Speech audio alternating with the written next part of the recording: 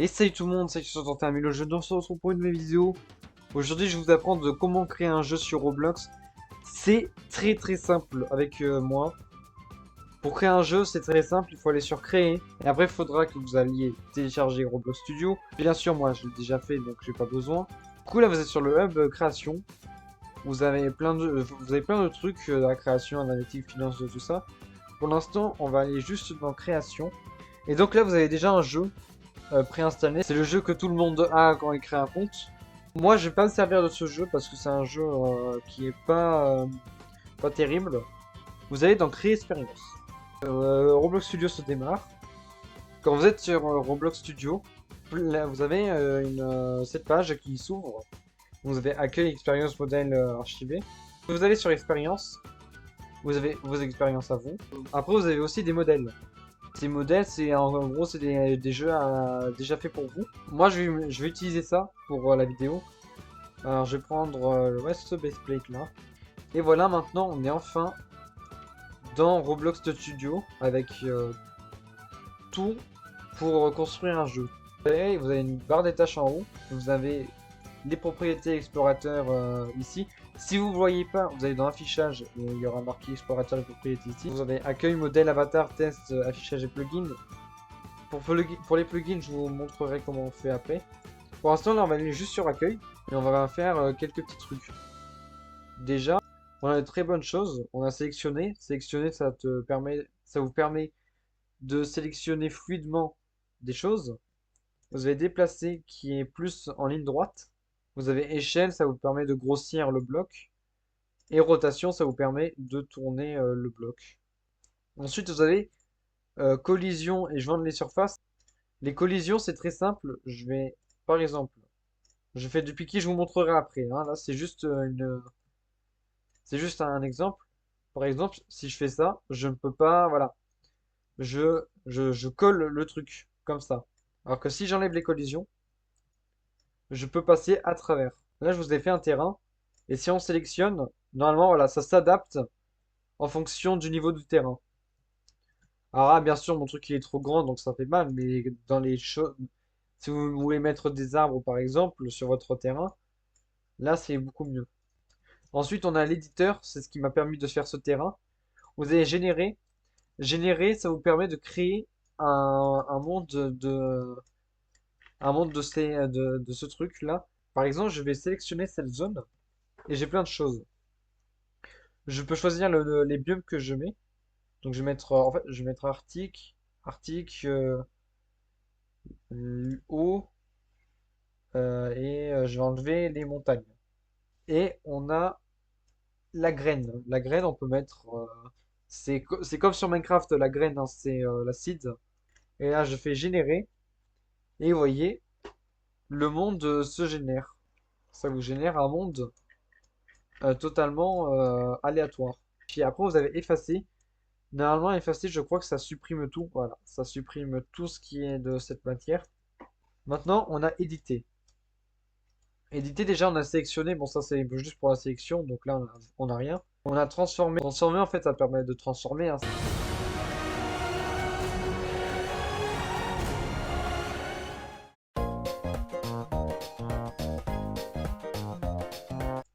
Non, normalement, d'après ce que j'ai compris, normalement, non, si je fais remplir, voilà.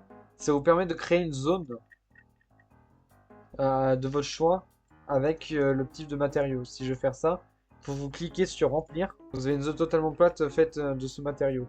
Vous avez le niveau de la mer. Le niveau de la mer, ça sert à créer l'eau. Là, je choisis la zone comme ça. Je vais la mettre là. Je fais créer. Et par exemple, si je veux plus avoir de l'eau, je fais évaporation. Ensuite, on a décidé. Décider, ça vous permet de créer voilà, des montagnes, tout ça. Vous avez en forme de boule, en forme de cube et en forme de cylindre. Vous pouvez modifier la taille, faire des gros cylindres et vous pouvez choisir le matériau. Vous allez sculpter, sculpter c'est un peu la même chose, mais vous voyez, ça fait un peu plus lent. Après on a lisser, lisser ça vous permet de... Vous voyez, parce que là c'est très moche. Et si vous lissez, ça fait plus naturel, vous voyez. Vous allez peindre, ça sert à changer le matériau. Par exemple, moi, si finalement je veux pas de briques et que je veux du sable, je fais peindre et voilà, j'ai du sable. Ensuite, on a aplatir, c'est pour aplatir. Par exemple, ça, si je trouve que ce terrain est trop bas, je fais aplatir.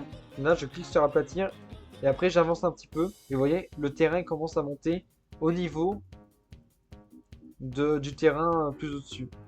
Ensuite, vous avez boîte à outils. La boîte à outils, c'est quoi? C'est un regroupement d'objets créés par la communauté. Par exemple, si moi si je veux une voiture, donc je clique sur voiture. Et alors, voilà, vous avez une voiture. Alors s'il y a des scripts, normalement c'est qu'elle est censée être fonctionnelle, c'est pas en décoration. De toute façon, on testera après. Pour les objets, vous avez aussi pour les plugins, pour les sons, des images, des mèches, on a des vidéos et des polices. Ensuite, vous avez le truc élément, ça vous permet d'ajouter des blocs, des sphères, des coins, des coins en bison et des cylindres. Et là, voilà, vous avez un truc assez complet pour faire tous vos jeux. Ensuite, vous avez IU. Ça, c'est en fait, c'est vous voulez mettre des icônes sur votre jeu. C'est par exemple si vous voulez faire un bouton interactif dans l'écran. Alors moi, je m'en sers pas parce que j'en ai pas réellement besoin. Maintenant, la couleur. Parce que c'est vrai, là, vous voyez, tous mes trucs ils sont gris, c'est pas très beau tout ça. Si par exemple ça, je veux que ce soit bleu, je fais dans couleur. J'ai une palette de couleurs et je choisis du bleu. Et là, par exemple, je choisis du rouge. Après, c'est pas les, voilà, les couleurs, elles sont assez limitées, c'est pas les couleurs infinies qu'on a comme dans certains tableaux. Je vous les montre, je les montrerai en montage. Voilà. Ah, les groupes, en gros, ça vous permet. Par exemple, là, vous sélectionnez tout et vous les groupez. Et voilà, ça vous fait maintenant tout. Alors, vous avez des raccourcis. Voilà, là, j'ai fait dissocier. Vous sélectionnez tout et vous faites CTRL-G. Et voilà, vous avez tout associé.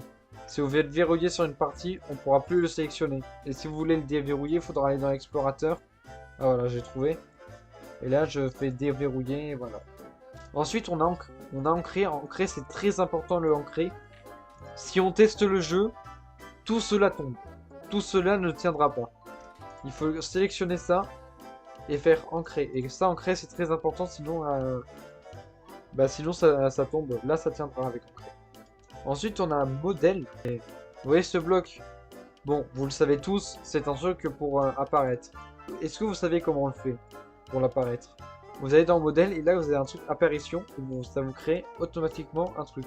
Donc vous avez rotation. Alors les rotations, tout ça, c'est les degrés de rotation en fonction. Par exemple, si je mets 25 degrés, c'est moins fluide quand je fais une rotation. Alors que si je mets 5 degrés, c'est plus fluide, mais c'est moins précis.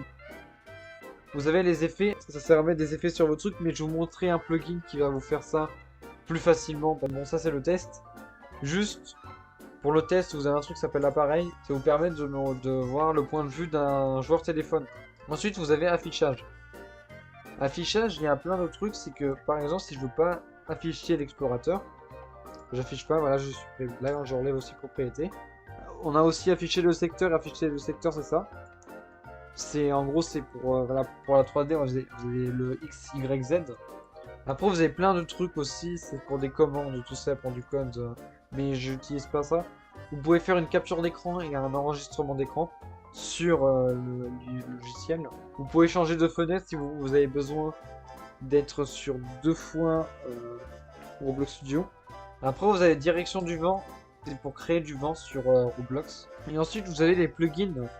Les plugins, je vous montrerai comment on les télécharge. Je veux publier mon jeu. Vous allez dans Fichier, vous allez dans Sauvegarder sur Roblox, et là vous allez créer un nouveau jeu.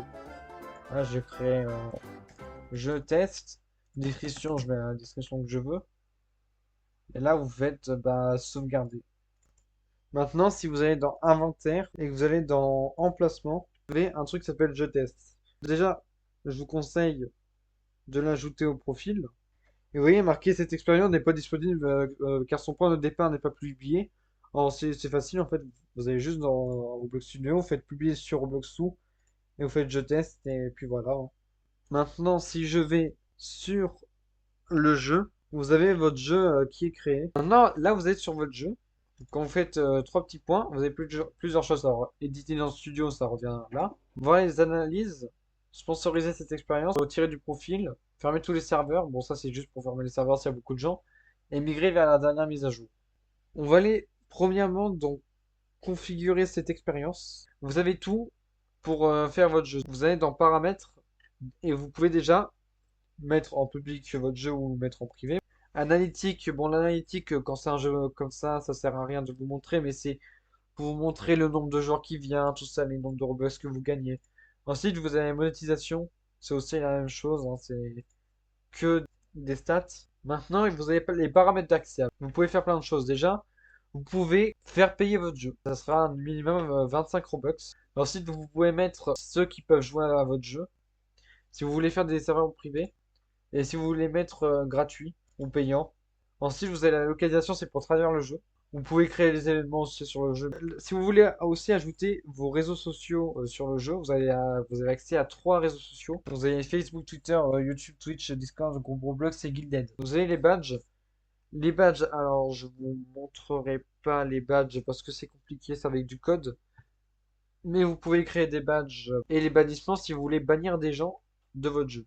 Ensuite, vous revenez ici et vous faites configurer cet emplacement. Et là, vous avez plusieurs choses. Bon, là, vous avez encore paramètres de base. Et là, vous avez l'icône. Avec l'icône, vous pouvez mettre l'image que vous voulez sur votre jeu. Vous avez les vignettes aussi à mettre. Les vignettes, c'est ces genres d'images pour vous montrer qu'est-ce qu'il y a dans le jeu. Vous avez l'accès. L'accès, c'est pour mettre le nombre maximum de visiteurs. Historique de la version, ça, c'est pour restaurer des versions. Et les permissions.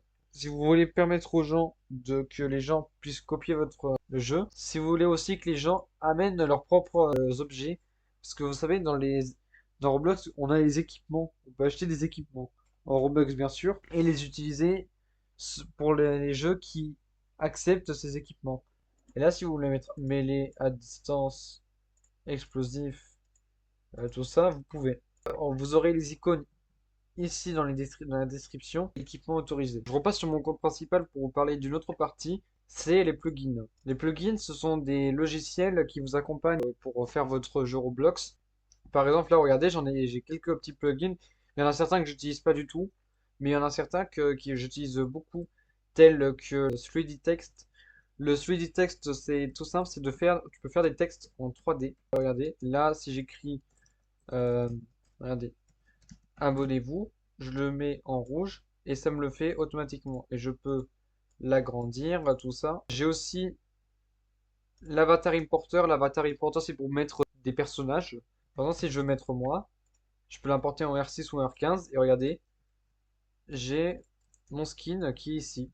Et je peux le modéliser. Par exemple, si je veux lui enlever son bras, je peux le faire. Par contre, vous pourrez pas changer la couleur. Ça, je sais pas comment on fait pour changer la couleur. Pour vous montrer comment on télécharge des plugins, c'est simple. Là, vous êtes sur le tableau de bord. Vous allez dans boutique. Et là, vous avez la case plugins. Et vous pouvez acheter des plugins. Bah, alors oui, il y a des plugins gratuits et des plugins payants. Par exemple, moi, je vais installer ce plugin. Bah, il est gratuit. Ouais, je fais obtenir plugin. Mais ça ne sera pas affiché sur votre truc. Il vous faut aller dans inventaire. Et là, en bas, plugin, vous avez là, dans votre inventaire. Il faut que vous alliez ici et vous faites essayer dans Studio. Si ça marche, il y aura un message qui vous sera marqué en disant le plugin a été ajouté à Studio. Là, voilà, si je fais installer, le plugin est installé. Et regardez, j'ai un plugin ici. Et pour le désinstaller, il faudra le supprimer de l'inventaire. C'est la fin de cette vidéo. Si la vidéo vous a plu, n'hésitez pas à vous abonner à la chaîne, like. Sur ce, moi je vous laisse et à plus pour une prochaine vidéo.